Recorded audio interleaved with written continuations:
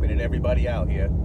So I haven't done a video on my car recently. A lot of you guys have been asking me what's going on, you know, what am I doing with it?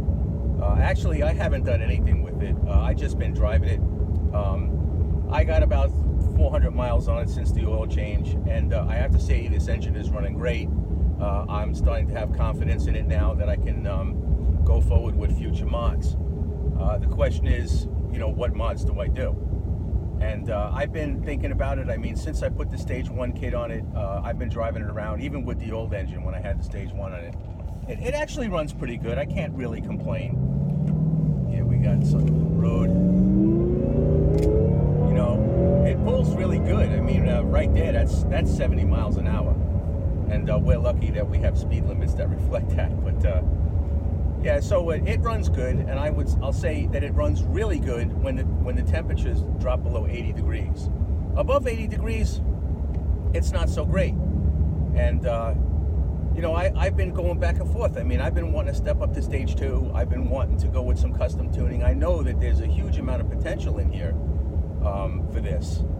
But considering the environment that I live in, with the ambient temperatures being so hot, I can't even get what the Stage 1 is capable of giving me. So stepping up to Stage 2 makes absolutely no sense. I'll go through all the motions, I'll go through all of that, step up to Stage 2, and then I'll get into a 90-degree day, my computer's pulling timing, and I'm not getting the power that I should be getting at it at Stage 2. So it doesn't make any sense. So what I've decided to do is go forward with the Killer Chiller.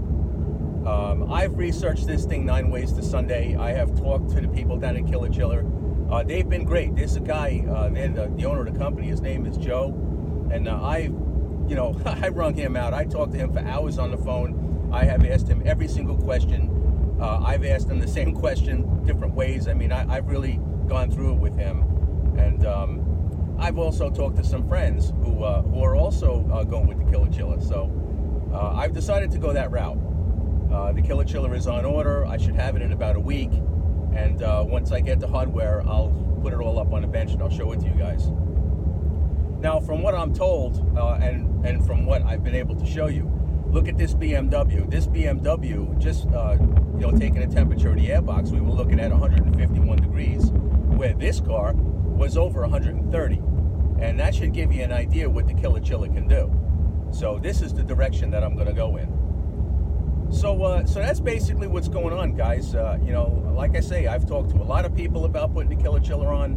I'm told to, not to worry about whether it's going to affect the cabin temperatures, whether the AC is going to work in the cabin. I'm told that everything is going to work okay.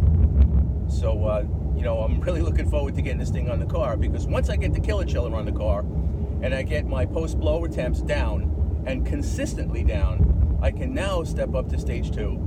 Bring the car to my tuner and tune it as such, because once I have, 60-degree inlet temperatures post-blower, I can actually tune for that. So I'm really looking forward to that.